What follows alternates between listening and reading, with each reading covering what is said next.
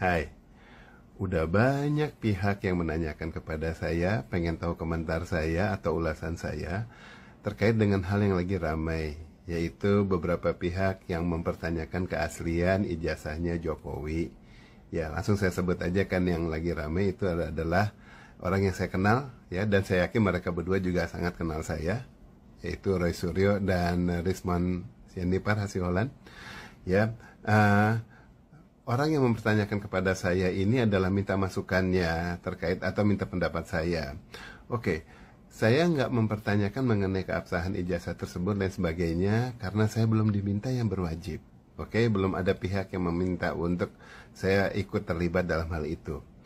Justru saya sekarang ini ingin mempertanyakan kepada pihak-pihak yang mempertanyakan hal tersebut dalam hal keberhakannya, seberapa berhaknya orang yang bersangkutan itu melakukan pengungkapan seperti apa yang sekarang sudah dilakukan, ya. Tadi keduanya udah saya bilang. Oke, buat masyarakat juga supaya tahu, saya bukan temannya Roy Suryo maupun Rismon Sianipar Hasiholan, ya, bukan. Ya, kami hanya saling kenal. Sama Roy Suryo sering ada di talk show.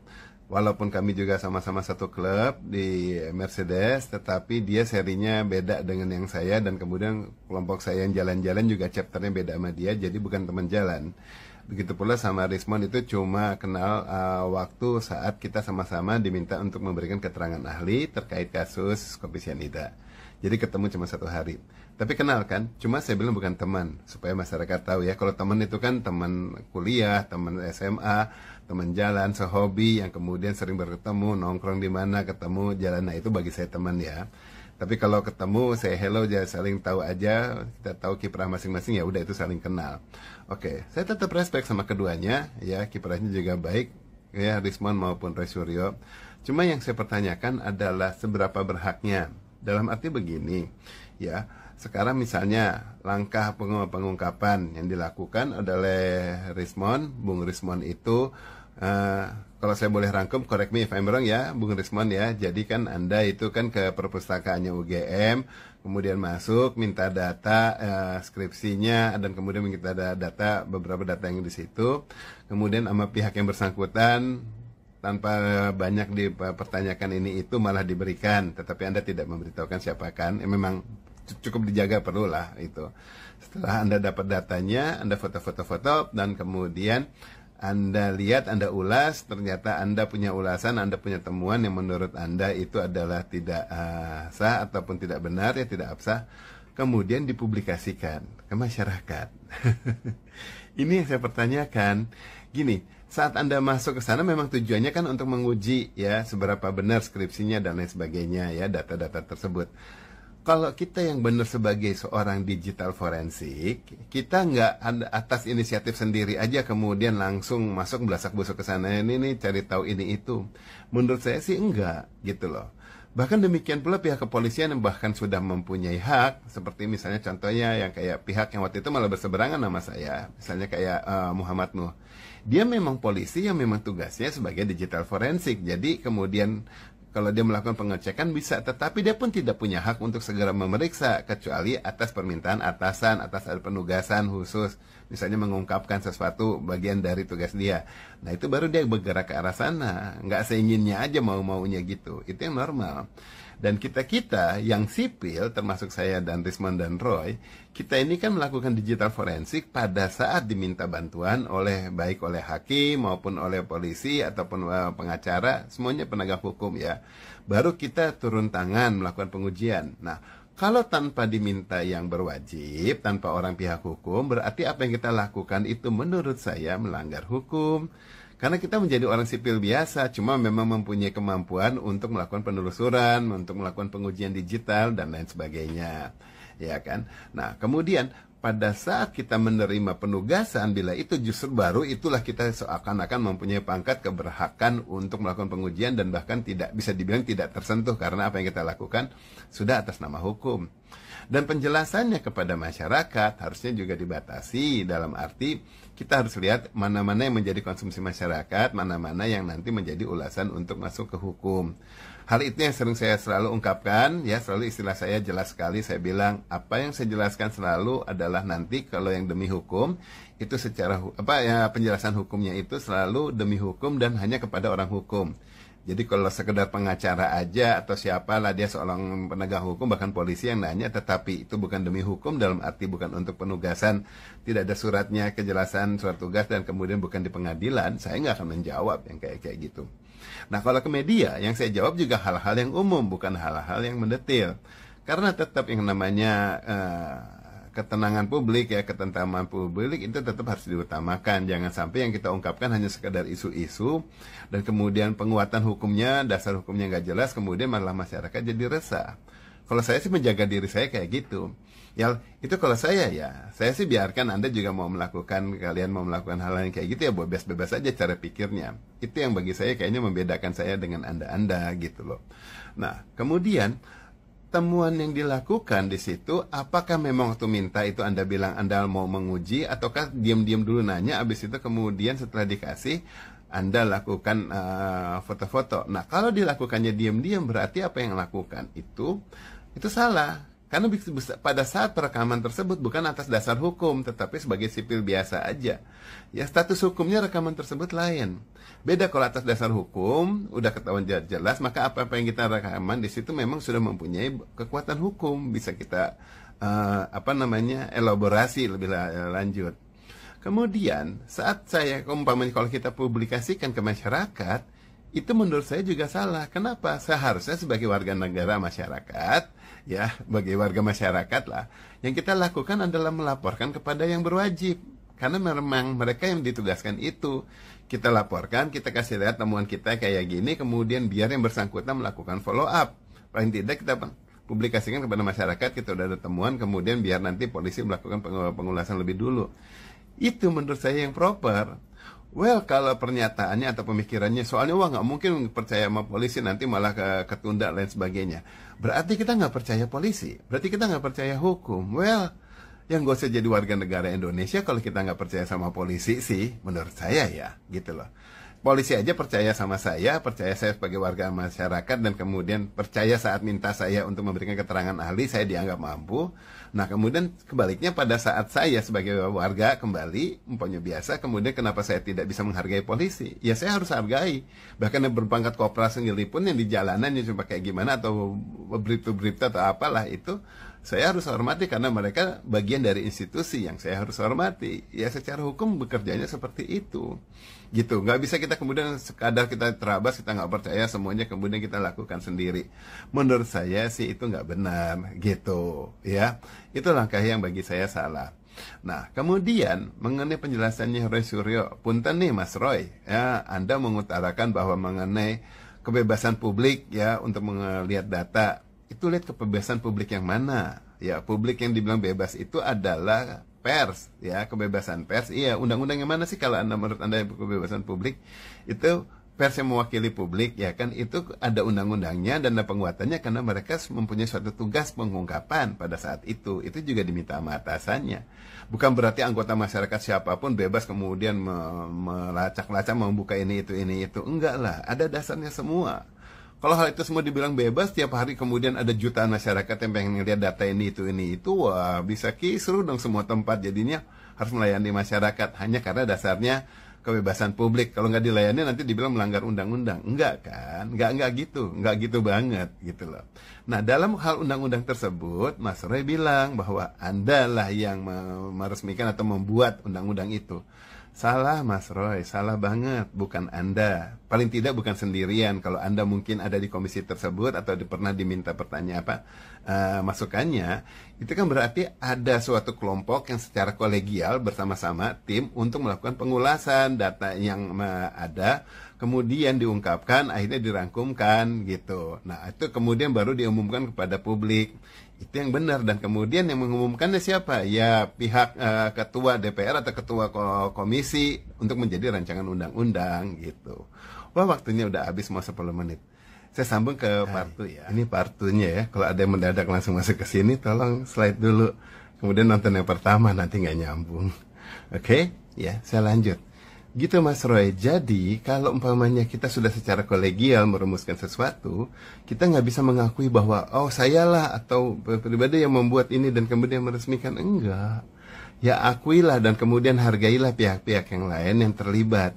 Kan nggak lucu misalnya ada suatu perusahaan, kemudian perusahaan apalah mobil otomotif bikin gitu. Ya, nah kemudian pas mobilnya diciptakan langsung ada pihak yang bilang, oh itu buatan saya gitu. Ya enggak, kan yang meresmikan yang buatnya itu adalah pihak yang memang bertanggung jawab untuk merilis dan kemudian mungkin pemiliknya. Ya, atau kita mempunyai suatu pekerjaan yang jadi satu ujung ke ujung udah kemas balik. Hanya kita ada part kecil dari suatu bagian, masa kita mengakui keseluruhannya bagian dari kita dengan mengaku-akukan bahwa keterlibatan kita, ya enggak lah gitu. Kemudian mengenai yang Anda bilang Anda mengetahui dan memang mengetahui mengenai undang-undang ITE dan bilang juga bahkan Anda yang buat, ya itu juga salah lah. Ya, kita tahu ya Undang-Undang Nomor 11 tahun 2008, Undang-Undang Nomor 19 tahun 2016, kemudian itu ya revisinya ya, kemudian revisinya lagi Nomor 1 tahun 2024. Itu kan dikerjakan secara kolegial, baik oleh UGM maupun kemudian oleh pihak ini juga, oleh pihak UI kalau nggak salah ya. Nah itu banyak pihak yang terlibat, yang terumuskan. Nah itu jangan diakukan kemudian, oh aku yang membuat di sini loh. Seakan you want to declare yourself bahwa you are involved fully to the entire gitu. Enggak lah.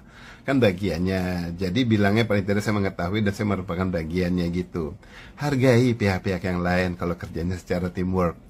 Karena itu juga kemudian jerih payah yang lain dan bahkan kita nggak pernah tahu peran kita seberapa besar atau seberapa kecil sehingga terjadinya atau dihasilkannya sesuatu gitu. Hanya nggak proper aja kalau pernyataan itu saya sayangkan ya. Nah kemudian mengenai penjelasan bahwa word perfect itu sudah lebih banyak digunakan daripada word star, Mas Roy kan bilang gitu.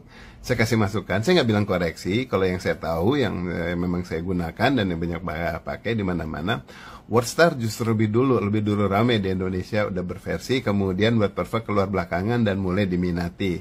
Karena kalau di WordStar kan lebih baik semuanya pakai tag ya. Kurung buka B kurung lebih kecil B lebih besar B tutup, kemudian berarti itu nanti bold ditutup lagi, B lagi tutup di sini top ya kan, kemudian I italic underline U dan semuanya kayak gitulah, semua tag yang kayak gitu ya kan. Itu nggak praktis walau kelihatannya bagus, tetapi kemudian keluarlah word perfect yang kemudian lebih modern, lebih enak nih untuk settingnya ya kan. Jadi menurut saya word perfect setelah word star, bukan kebalikannya. Ya, dan mengenai hasil cetakan dibilang bahwa di era tersebut cetakan hanya dot metrik, ya enggak, menurut saya enggak. Ya, inkjet itu udah keluar dari tahun 80-an loh. Ya, berbagai merek inkjet itu udah mulai keluar, udah ada.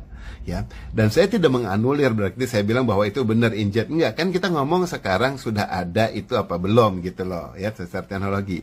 Jadi inkjet sudah ada, dan kalau sudah keluar kemudian editornya Microsoft Word itu udah keluar dari 1980-an juga udah keluar ya, yang versi satunya, versi lama, kemudian baru direvisi dan diperbarui kan bertahap berikutnya. Jadi udah keluar dan kemudian mulai mengemuka di mana-mana. Kalau dulu kan pakai yang Windows 31 gitu atau Windows yang kalau DOS kan di Word Perfect ataupun di WordStar dan Word Perfect itu masih yang DOS. Kemudian Windows, Microsoft Word udah mulai yang baru berbasis yang Windowsnya lain sebagainya gitu. Jadi kita bilang bahwa itu sudah ada. Nah masalahnya benar apakah itu hasil cetakannya itu jadinya pakai si printer inkjet di sini, nanti diuji, nanti diperiksa gitu loh. Dan ini saya bukan menyanggah, tetapi kalau kita bilang bahwa belum ada teknologi itu ya salah. Udah ada teknologinya. Cuma apakah itu diimplementasikan benar atau tidak gitu ya.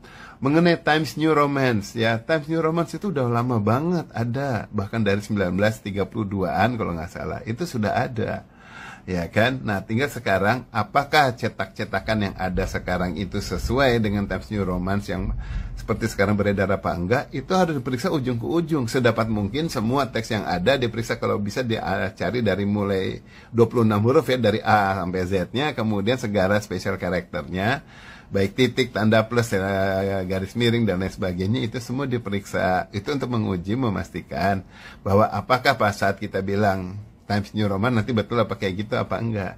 Itu penting. Kalau enggak penting, paling kita ngomongnya oh mirip Times New Roman. Jangan langsung bilang oh ini Times itu begini, ini begitu, nggak bisa. ngulas tuh nggak kayak begitu menurut saya, terlalu berlebihan. Saya nggak bilang Anda salah ya, Bung Rismon dan Roy, tetapi penjelasan kadang jangan nggak perlu juga terlalu berlebihan. Ya, kemudian masyarakat itu jadinya rancu. Kalau yang rancu yang bijak biasa, tetapi kalau yang culun-culun, masyarakat yang kurang pintar, saya bilang ya, nggak mau bilang bot, ya yang kurang pintar itu kemudian terlalu bereaksi, oh ya gini, wah geruduk saja, wah gini, ya, bereaksi gitu kan. Itu masyarakatnya kayak gitu, itu saya tahu lah kalangannya levelnya kayak gimana. Nanti pada saat dia suruh maju juga ya nggak nongol-nongol. Dan kemudian kalau bikin konten-konten juga kita tahu lah level-levelnya kayak gimana. Ya hanya ikut rame. Nah, mereka-mereka itu yang terpengaruh. Apa kita mau dari menjadi bagian yang mempengaruhi masyarakat, atau yang jadi yang meluruskan? Ya, ayo bikin lempeng ya gitu loh. Kita ini orang yang kayak gini nih sedikit. Ya, orang yang sering diminta untuk digital forensik, telematika yang periksa-periksa gini, itu sedikit di Indonesia. Ya, coba lihatlah yang selalu nongol di media-media kan ya Mas Roy, ya saya, ya siapa kan banyak nongol gitu. Ya, dan kemudian untuk saksi ahli juga saya udah 30-an kali, hampir 40 kalau nggak salah. Itu udah banyak melakukan pemeriksaan dan kita hanya sedikit. Jangan sampai kita segera jadi pihak yang segera kemudian melakukan pengulasan macam-macam hanya sekedar mau menjadi whistleblower mungkin, atau kemudian mau pengungkapan apapun yang tetapi di luar secara hukum. Kita ada dasar hukumnya, dasar hukum itulah yang digunakan. Jangan kemudian mencoba meminta perlindungan dari masyarakat kalau udah masal, udah rame, kemudian paling tidak nih ada yang melindungi Anda. Enggak, nanti saat masuk ke ruang sidang juga Anda sendirian. Duduk di kursi sebagai terdakwa atau sebagai saksi juga kita sendirian. Masyarakat bikin rame-rame semuanya di luar doang, nggak bisa ngapa-ngapain. Dan kemudian yang bisa menolong kita dan kemudian membantu kita tinggal Allah Subhanahu wa Ta'ala. Dan cara itu yang paling bisa dilakukan ya dengan mengungkapkan kebenaran. Gitu. Dan kemudian bukan untuk bikin rame. Ya, apa sih kegunaannya kita untuk cari popularitas atau cari apa untuk bikin rame-ramenya? Enggak kan, ya. Pengungkapan yang sehat ini yang paling diperlukan, gitu, ya. Saya dari tadi ngomongnya fair loh dan kemudian nggak menuding Anda, tetapi ya Anda berdua nggak saya tuding, tetapi paling tidak ini bayangan saya dan kemudian kita sebagai orang-orang yang sering lah untuk diminta pengungkapan yang kayak gini. Kenapa sih kita nggak bisa netral? Kenapa sih kita nggak coba lakukan semuanya juga lebih dasar hukum? Nah, kalau hukum tidak bekerja, kalau kemudian masih tidak proper, nah tadi pada saat di pengadilan, toh kita akan juga dipanggil, kita yang dipanggil. Nah, di situ kita ungkapkan. Ya kita tahu lah dari kasus di Kopi Cyanida aja bertahun-tahun hal yang nyata itu tidak terungkap, tetapi akhirnya pas saat kita diminta untuk sidang saya diminta untuk sidang peninjauan kembali, nah kebuka semua dan kemudian fakta-fakta dikeluarkan. Saat waktunya tiba, Allah akan membukakan jalan bagi kita kalau kita memang untuk melakukannya itu secara amanah. Ya, lakukannya itu bukan untuk kepentingan pribadi, bukan untuk cari rame, bukan hanya sekedar menjatuhkan partai ini, partai itu berkaitan sama yang hal politik-politik. Enggak, semuanya demi masyarakat, semuanya demi pencerahan kepada masyarakat. Kepentingan masyarakat, itu yang jauh lebih diutamakan. Itu aja pemikiran saya. Ya, kalau mungkin ada masukan-masukan, tolong kasih masukan. Saya mungkin salah, pemikiran saya ada salahnya di mana juga, biar saya tahu juga gitu. Apa saya terlalu kalem, saya terlalu biasa itu mengulas sesuatu. Apa salah kalau saya terlalu percaya hukum, ataukah lebih benar cara Anda yang langsung gebrak-gebrak sana sini, atau kayak gimana ya? Kasih saya masukan juga, masyarakat juga ya. Ayolah kita lebih sehat ya. Banyak cara yang lebih baik untuk kita menyehatkan bangsa kita dan kemudian lebih positif dalam banyak hal. Itu saja, mohon maaf kalau ada kata-kata yang nggak tepat, mohon maaf kalau ada istilah yang kecepatan ataupun ngomong-ngomongnya yang, mohon maaf kalau ada yang kesinggung, ada kemudian tidak berkenan dengan keterbukaan saya dan kemudian pengungkapan saya yang seperti ini. Maaf, ini tujuan saya untuk mencerahkan bangsa Indonesia, masyarakat Indonesia, agar kita tujuannya kita bisa lebih maju dan lebih sehat pikirannya. Maju itu dalam hal itu, ya nggak hanya di teknologi. Oke, wabillahi taufiq wal hidayah. Wassalamualaikum warahmatullahi wabarakatuh. Salam hangat, jabat erat.